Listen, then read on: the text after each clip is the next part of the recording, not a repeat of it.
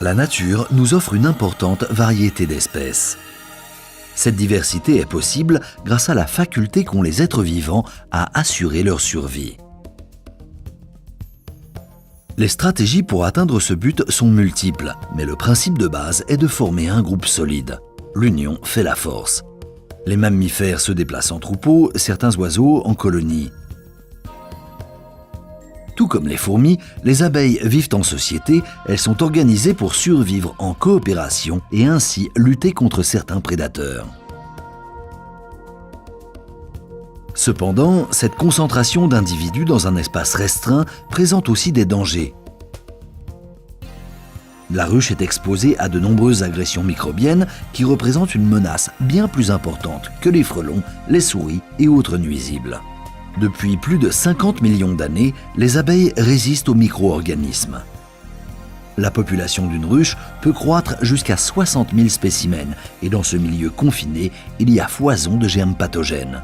Afin de se protéger contre ceux-ci, les abeilles ont appris à fabriquer une substance miraculeuse, la propolis. La ruche est une société organisée, avec des tâches bien réparties pour chaque individu. Les butineuses essaiment pour collecter miel, nectar et pollen.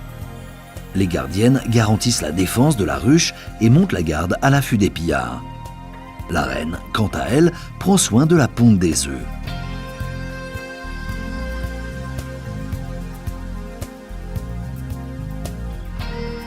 Des ventileuses assurent même la climatisation en brassant l'air chaud vers l'extérieur. En collectant la propolis, certaines butineuses jouent un rôle primordial pour le nettoyage et l'entretien de la ruche. Elles récoltent sur les bourgeons des arbres et arbustes des résines et des baumes qu'elles transforment avec une enzyme sécrétée par leur système glandulaire et mélangent avec de la cire. Elles obtiennent une pâte, la propolis.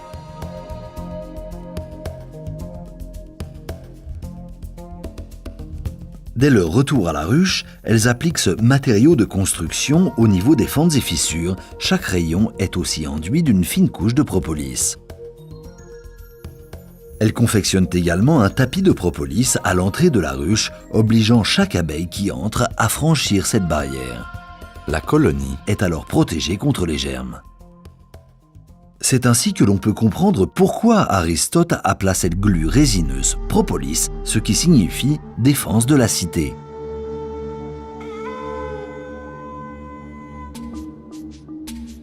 Il y a environ 5000 années, les Égyptiens se rendirent compte que certains petits animaux égarés à l'intérieur des ruches ne se décomposaient pas, mais étaient momifiés grâce à la propolis.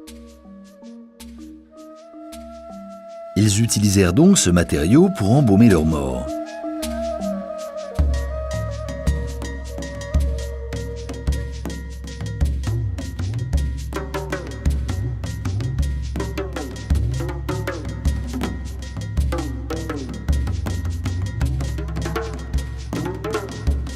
Autrefois, celui qui avait une bonne connaissance des abeilles et de leurs mystères était apprécié de ses contemporains.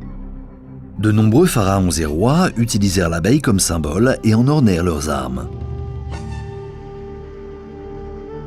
Dès l'Antiquité, la propolis fut utilisée en médecine. Aristote la considérait déjà comme un remède aux affections de la peau, des plaies et suppurations. Plus tard, les Romains s'en servirent pour soulager divers maux, en application pour des fluxions oculaires, des desquamations de la peau et sous forme de vapeur contre les toux récalcitrantes. Les Incas connaissaient aussi ses vertus et l'employaient pour enrayer certaines infections fiévreuses. Les Indiens la mâchaient pour apaiser les douleurs dentaires. Grâce à son pouvoir particulier de cicatrisation, la propolis a souvent été mise à profit par les médecins militaires lors des guerres napoléoniennes et plus récemment par l'armée russe au cours de la Seconde Guerre mondiale. À l'époque, la façon dont agit la propolis reste un mystère, mais tout le monde est convaincu par ses vertus exceptionnelles. Avec la découverte des antibiotiques, la propolis tombe dans l'oubli. C'est seulement à partir des années 60 que le biologiste Carl Lund Haagard redécouvre un peu par hasard ses formidables vertus.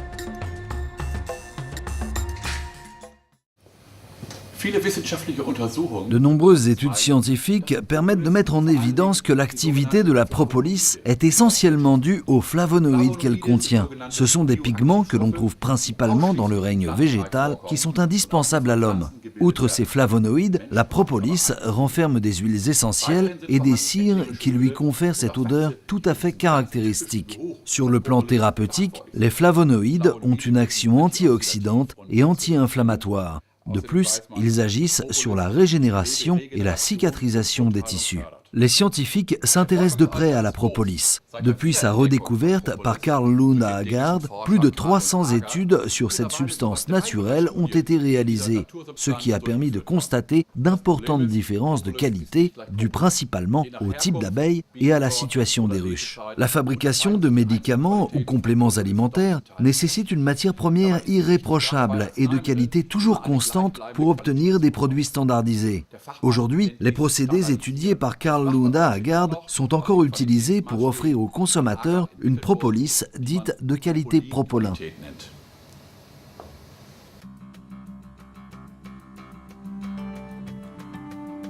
Un soir, à Haggard, souffrant d'une forte angine accompagnée de fièvre, eut du mal à s'endormir.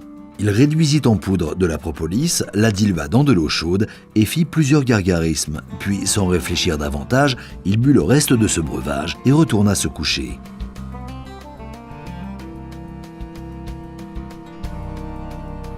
Le lendemain, à sa grande stupéfaction, les maux de gorge avaient disparu. Il s'ensuivit d'autres essais sur lui-même et sur ses proches. Les résultats furent toujours aussi spectaculaires.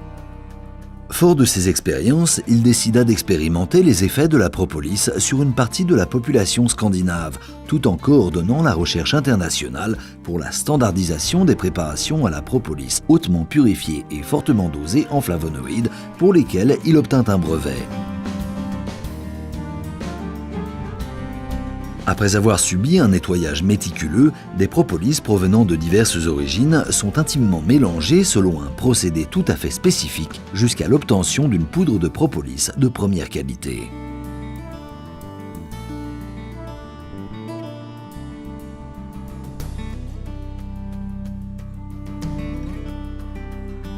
Grâce à Carl Lund à Haggard, nous pouvons, tout comme les abeilles depuis 50 millions d'années, bénéficier de ses bienfaits et l'utiliser avec succès pour lutter efficacement contre les agressions pathogènes quotidiennes.